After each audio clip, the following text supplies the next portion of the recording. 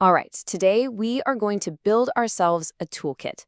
We're not just going to talk about grammar rules. No, we are crafting a set of simple, powerful tools to make your English sound less like you're reading from a book and, well, more like you. We're going to add a few key pieces that'll bring confidence, precision, and just a really natural flow to the way you speak. So let's get right into it. You ever have that feeling? You're in a conversation, you're saying the right words, but something just feels a little off, a little clunky? Or maybe you find yourself making that same tiny mistake over and over again. Believe me, that is one of the most common and, yeah, frustrating parts of really mastering English. But here's the good news. The fix isn't about learning 1,000 new vocabulary words or super complex sentence structures. Nope. The real key is mastering the little words, the ones that connect everything else. Think of it like this. We're not rebuilding an entire engine today.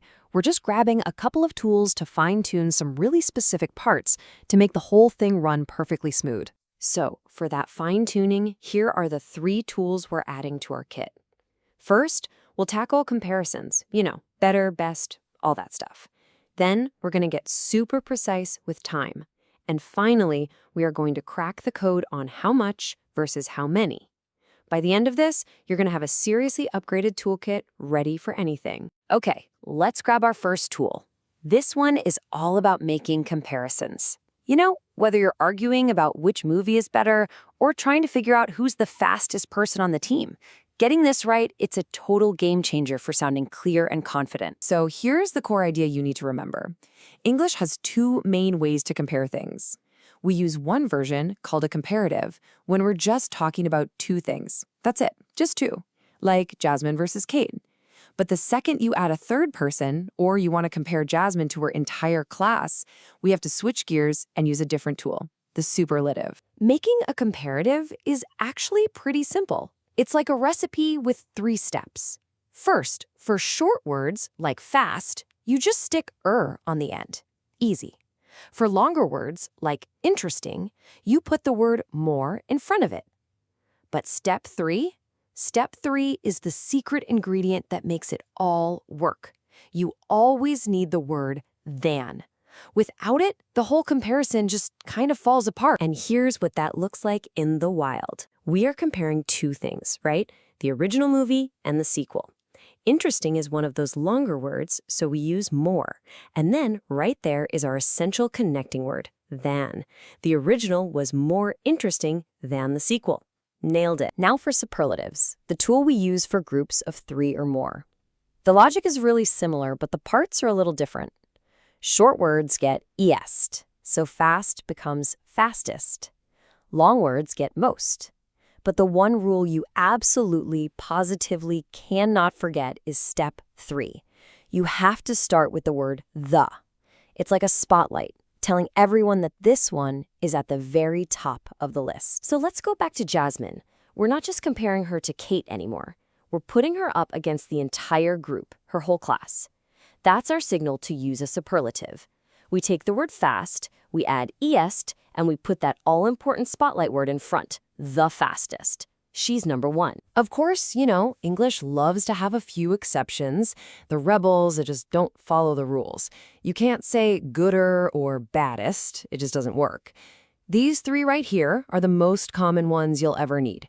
And there's no trick to it. You just have to burn them into your brain. Good, better, best. Bad, worse, worst. Far, further, furthest. These are perfect for a quick flashcard. Okay, tool number 1 is officially in the toolkit.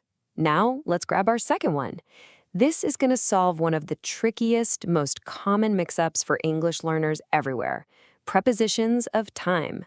Yeah, we're talking about those tiny little words at, on, and in. So what even are these things? Well, think of them as locator words. But instead of telling you where something is, they tell you when something happens. Getting the right one is like going from a blurry, out-of-focus picture to a crystal-clear, high-definition image of time.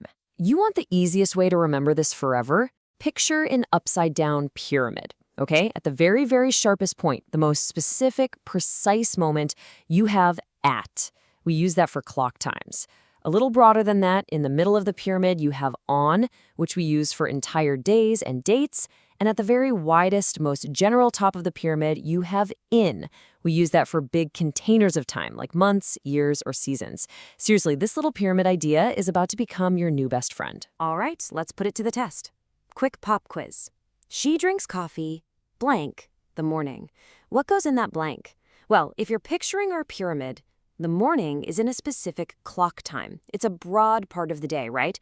So it needs the widest preposition, which is in. She drinks coffee in the morning. See? Once you have the framework, it's actually pretty easy. Awesome. 2 tools down, 1 to go.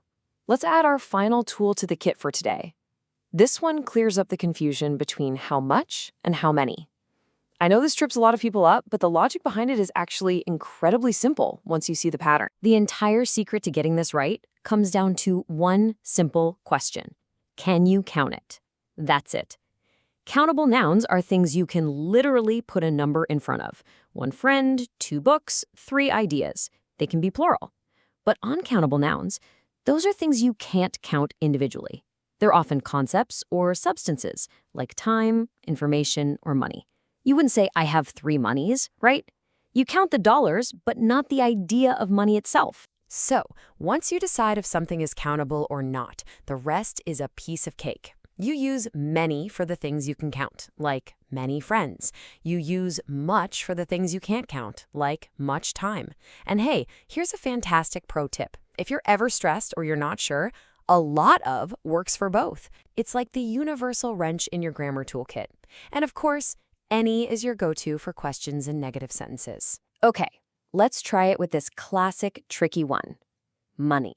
Remember, you can count dollars, you can count euros, you can count coins, but you can't count the general concept of money. You can't say 1 money, 2 monies. That makes it uncountable. And because it's uncountable, the correct question is, how much money do you have? And just like that, you've done it. Your toolkit is officially upgraded.